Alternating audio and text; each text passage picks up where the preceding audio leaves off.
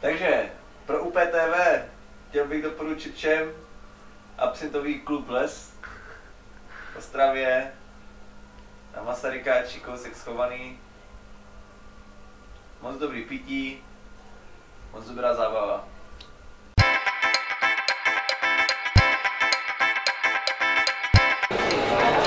Vítejte na Akvataři 2016.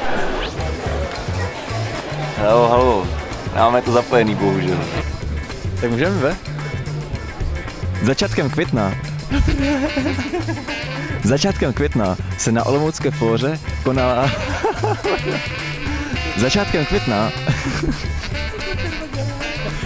Já teď nevím, jak tam tady, jestli mám trošku smát, nebo... Začátkem května se na Olomoucké fóře konala burza akvarijních a terárních zvířat. Jo? Jo, do prdele, já už to hrám. Rozhovory. Jak se vám tady žije? A jaké jídlo? A nejsou porušovány zvířecí práva?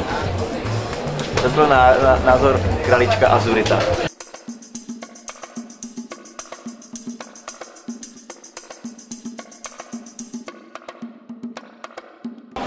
Oni mě odřízávají!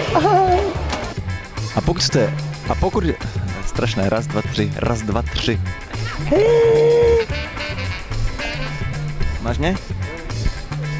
Ten to zhaslo. Kromě zvířat jsou... Mám blend. Další burza se zde uskuteční už koncem května. Září. Koncem září.